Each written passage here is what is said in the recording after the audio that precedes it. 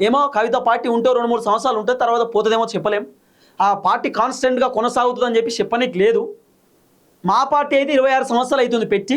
మా లెక్క పార్టీ పెట్టిన వాళ్ళు ఓన్లీ టీడీపీ టీఆర్ఎస్ 2 పార్టీలే కంటిన్యూ అవుతున్నాయి తప్ప మిగతా పార్టీలు మస్తుగా పోయినాయి అని చెప్పి కేటీఆర్ చెప్తున్న మాట. అంటే ఇండైరెక్ట్గా కేటీఆర్ ఏమంటున్నాడు, కవిత కొత్త పొలిటికల్ పార్టీ ఉంటుందో పోదో తెలియదు, నన్ను అడగకండి అంటున్నాడు.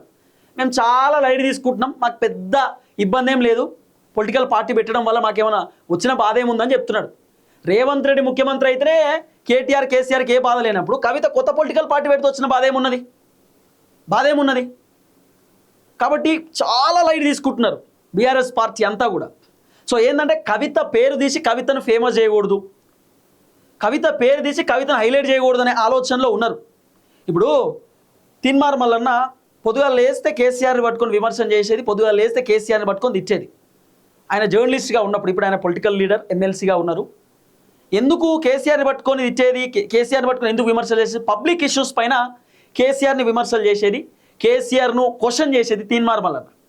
ఆ క్వశ్చన్ చేసే విధానం కేసీఆర్ నచ్చకపోతుండే, ఆ క్వశ్చన్ చేసేటటువంటి విధానం కేటీఆర్కి నచ్చకపోతుండే. కేటీఆర్ చాలాసార్లు తీన్మార్ మల్లన్న పేరు ప్రస్తావించేది. అట్లా ప్రస్తావించి తీన్మార్ మల్లన్నని ఇంకా హైలైట్ చేసిండు కేటీఆర్. అరెస్ట్ చేసి ఇంకా హైలైట్ చేసి జైలుకు పంపించి 2 సార్లు జైలు పోయిండు. 100 రోజులు తీన్మార్ మల్లన్న జైలు పోయిండు. బయటకు వచ్చి ప్రశాంతంగా ఇప్పుడు ముఖ్యమంత్రి అయ్యేటటువంటి ఆ స్థాయికి ఎదిగిండు. పొలిటికల్ పార్టీ పెట్టుకున్నాడు. ఎట్లా రీజన్ ఏంది? వీళ్ళు చేయబట్టే, బీఆర్ఎస్లు చేయబట్టే. పొద్దుగాల లేతే మల్లన్న పైన దాడులు, కేసులు, పంచాయతీలు, జైళ్ళు గిన్ని జరిగినాయి.